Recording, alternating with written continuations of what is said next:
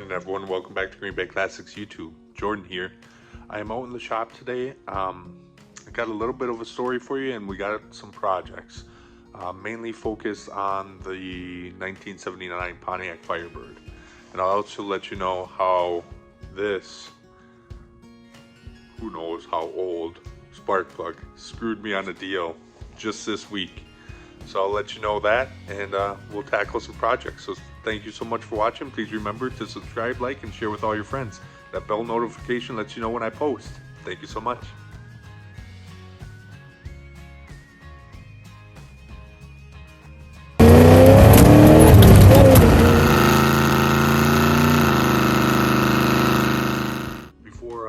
Before I jump into the project, I'll let you know why I'm doing it. So this week, I was talking to a guy that had a pretty interesting little project. Easily not worth the same amount as the Firebird is, but it was definitely something cool to bring to the drag strip. So sometimes I'll lose a little bit of value just for a toy that will make me happy. So it was set up. He was gonna bring over the trade yesterday morning, Monday morning, and it was gonna be a pretty easy, done deal. And I came out to start the Firebird, and never before has it acted like that. It just acted like crap, and when I did get it to run, it clearly wasn't very happy. So I did some investigating. Like, I came out here expecting just to fire it up and be perfect.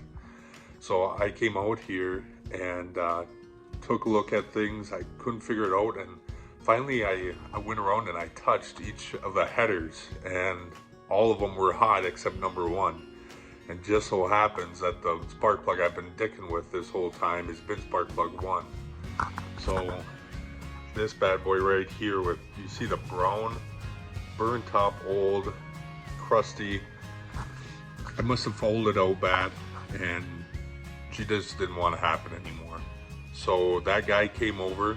I called him right away when I started having issues, like, hey, I don't want to waste your time. Something just not happy this morning.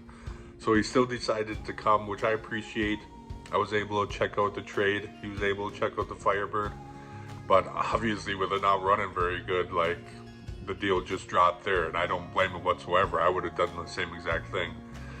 So I knew that all the cylinders were firing except for number one. So I went to O'Reilly's, picked up a spark plug, came back, plugged it in, started to ram absolutely perfect. So it completely screwed over that deal. It was a $3.60 spark plug that fixed the issue, and it was fantastic for me in a way, because I've figured out that there was nothing wrong with my car, which was awesome. But on the other hand, it completely screwed over that deal and made me look a little bit bad to this guy. And it just was a all around, just kind of a shit show kind of situation. So now, after I changed that plug and it helped so much, all the other ones are that old and crusty. So kind of thinking in the back of my head, like, if one spark plug helped that much, I think I want to change all of them. So that's what I'm going to do right now. I'm going to put some lubricating, some penetrating oil on each one of the spark plugs. We're going to go pick up 7 more spark plugs from O'Reilly, come back, see if we can knock those old ones out, install the new ones, and see how much different it runs then. So that's the plan.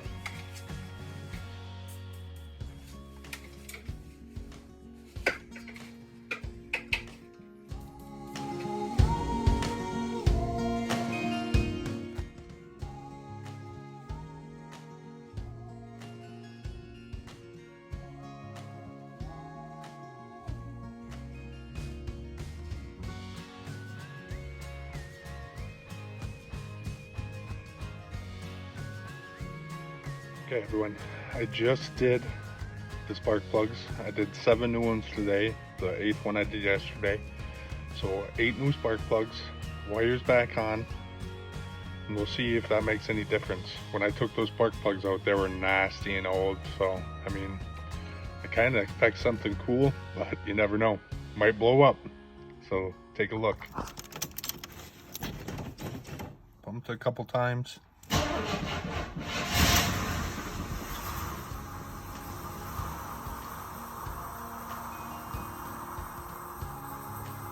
Sounding pretty darn good and healthy.